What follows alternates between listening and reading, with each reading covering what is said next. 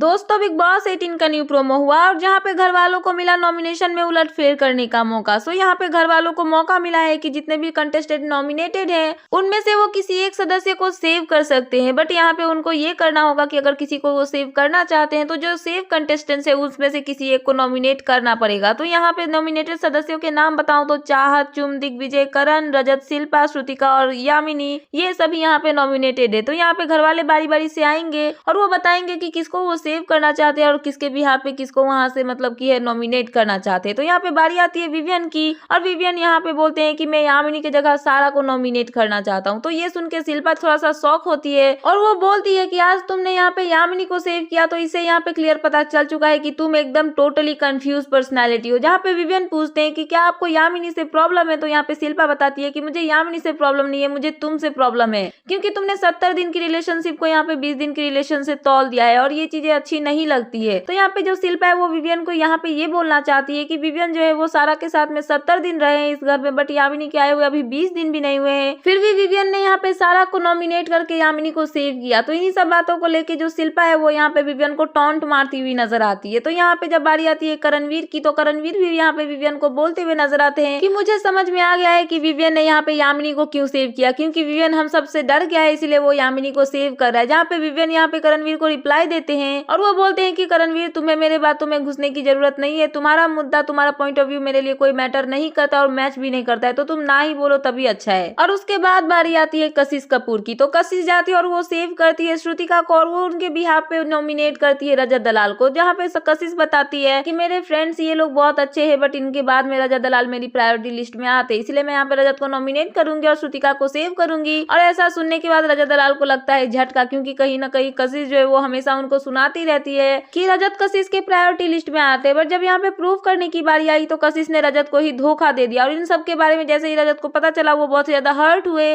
और उसके बाद कशिश गई उनके पास एक्सप्लेन करने के लिए और वो बोलती हुई नजर आई कि मैं तुमको बताती हूँ कि क्या बात है। जहाँ पे रजत उनको बोलते हुए नजर आए कि मुझे एक्सप्लेनेशन की जरूरत नहीं है, तुम यहाँ से जाओ। तो कहीं ना कहीं ये सब देख के इतना तो पता चल गया कि रजत को बहुत ज्यादा हर्ट हुआ कि कशिश ने उनको नॉमिनेट किया श्रुतिका के साथ में कंपेयर करके। सो अगर बात करूँ इस टास्क की तो इतना तो क्लियर हो चुका है कि ये जो टास्क है जिसमें होने वाला है नॉमिनेशन का उलटफेर, तो ये नॉमिनेशन का उलटफेर नहीं बल्कि रिश्तों का उलटफेर होने वाला है, क्योंकि सभी एक दूसरे को नॉमिनेट करेंगे जहाँ पे रिश्तों में जो है चेंजेस देखने के लिए मिलने वाले हैं। सो फिलहाल ये थी लेटेस्ट अपडेट, तो मैंने सोचा कि आपको अपडेट कर दूं। तो क्या है आपका इन सब पे कहना, प्लीज मुझे कमेंट सेक्शन में कमेंट करके बताना। एंड ऐसे ही लेटेस्ट अपडेट पाने के लिए प्लीज मेरे चैनल को सब्सक्राइब करना एंड बेल आइकन प्रेस करना ताकि मेरे आने वाले सारे वीडियोस के नोटिफिकेशन आपके पास टाइम पे पहुंचते रहे। सो मिलते हैं नेक्स्ट वीडियो में। So thanks for watching and bye bye.